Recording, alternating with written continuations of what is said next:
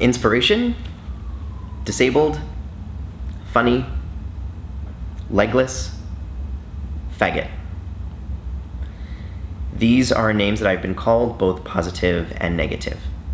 And we all have labels that we're proud of, some that we don't embrace enough, and some that we should probably embrace a bit more. And that's what I want to do today. I want to take a deeper dive into a label that I'd like to embrace a bit more with you, and also this idea of social identities. Now, social identities make up who we are, which is obviously awesome, but they're also used as a system of oppression, domination, and discrimination. Now, some labels and social identities you can physically see. So for example, I'm white, I'm a male, and I have a physical disability. Surprise! I don't have any legs. If you laughed, thank you. It's not my best joke. But there are some social identities that you can't see. So for instance, I'm an American who immigrated to Canada almost 10 years ago for work. I have a Greek, Italian, and a whole slew of other ethnic backgrounds thanks to my family.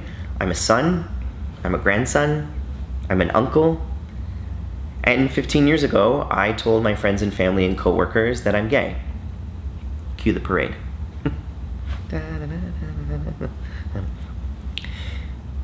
Now that last one took me a long time to accept and to say out loud. I grew up in a part of the United States in Wyoming where being gay was and still widely isn't accepted. When I was a senior in high school, for you Canadians, that's grade 12, just a few towns over from where I lived, a university student named Matthew Shepard was brutally murdered because he was gay.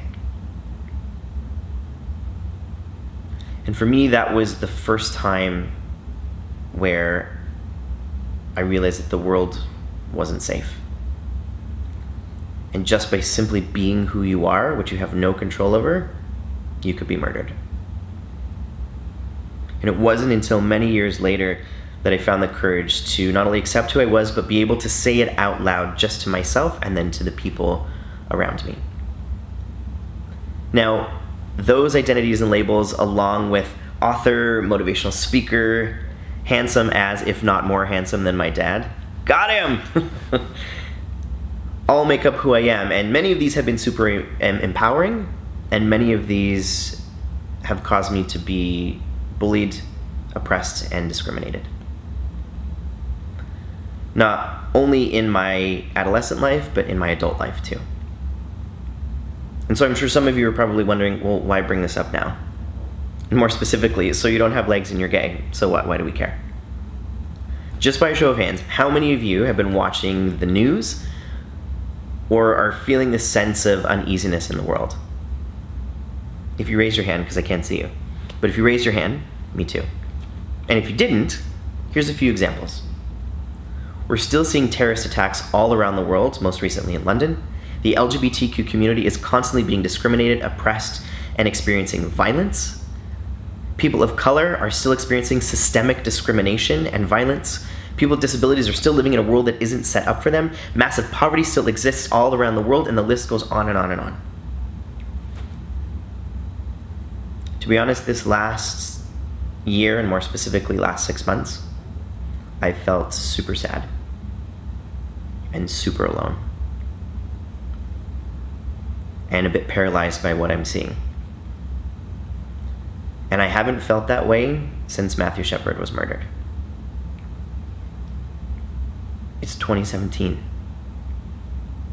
I didn't think that I would be feeling this way again. But instead of being paralyzed by it, I felt it long enough. And it's time to do something about it, which is why I'm making this video. I wanted to make this video for all of you out there that are being oppressed, discriminated against, and experiencing violence for who you are, who you love, what gender you identify as, how you look. Know that you're not alone, and that I see you, and that I proudly stand next to you as one more face in the crowd. It's when we start to be proud of who we are that we start to change the way people think around us. And that's what I want to do with this platform. We're still going to bring you fun adventures of Jake and I, but I also want to start talking about the things that matter to me and some of the identities that I have. And saying them out loud and talking about these things that bother me as they come up organically helps me. And I hope that it will also help you too. So, inspiration, friend, uncle, American, and proudly gay. I stand next to you, I see you, and you're not alone.